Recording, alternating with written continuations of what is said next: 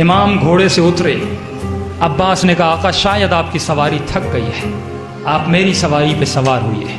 امام دوسرے گھوڑے پر سوار ہوئے، وہ گھوڑا بھی ایک قدم بڑھا کے وہیں پہ رک گیا۔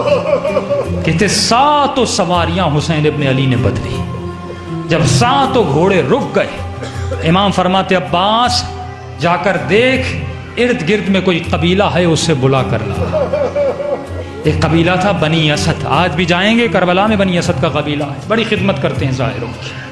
قبیلہ بنی اسد آیا، امام نے فرمایا اس سرزمین کا نام کیا ہے؟ کسی نے کہا شط فرات، کا کوئی اور نام ہے؟ کسی نے کہا نینوا، کا کوئی اور نام ہے؟ کملا کوئی اور نام نہیں ہے، کہ اپنے بزرگوں کو لاؤ۔ ایک بوڑھے کو لایا گیا جو چارپائی پہ سوار تھا۔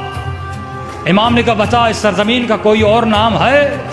کہتے مولا ہاں میں نے اپنے بزرگوں سے سنا تھا کہ کہتے تھے اس سرزمین کو کرب و بلاؤ بھی کہتے۔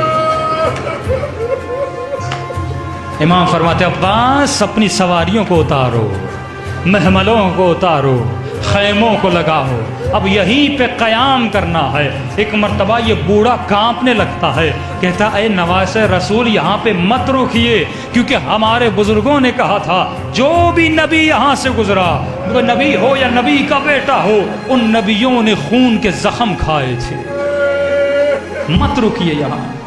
امام فرماتے نہیں میری منزل یہی ہے۔ اب امام ان سے مذاکرات کرنے لگے۔ جیسے جناب زینب کا خیمہ لگا، ایک مرتبہ جناب زینب نے جناب فضہ کو کہا اماں فضہ جا کر حسین کو بلا کر لا۔ جیسے امام حسین کو بلایا گیا، بی بی زینب فرماتی بھیا حسین یہ کیسی جگہ ہے؟ مجھے گھٹن ہو رہی ہے، مجھے گھبراہٹ ہو رہی ہے، جب سے میں اس خیمے میں آئی ہوں مجھے کسی بی بی کے رونے کی آوازیں آ رہی ہیں۔ یہ بی بی کون ہے جو زار و قطار ہو رہی ہے؟ امام حسین فرماتے بہن زینب تو نے آواز کو نہیں پہچانا؟ کہ بھیا آواز جانی پہچانی لگ رہی ہے۔ کہ بہن زینب ہماری اماں زہرا کی آواز ہے۔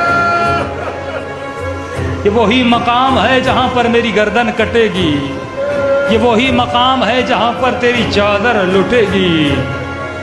کہ بہن زینب مجھے جانے دے، میں بنی اسد کے قبیلے سے کچھ مذاکرات کرنا چاہتا ہوں۔ امام آئے مذاکرات کرنے کے لیے، کہا اے بنی اسد میں تمہاری اس زمین کو خریدنا چاہتا ہوں۔ کہا آقا خریدے کیوں؟ آپ جتنی دیر مہمان رہنا چاہتے رہیں۔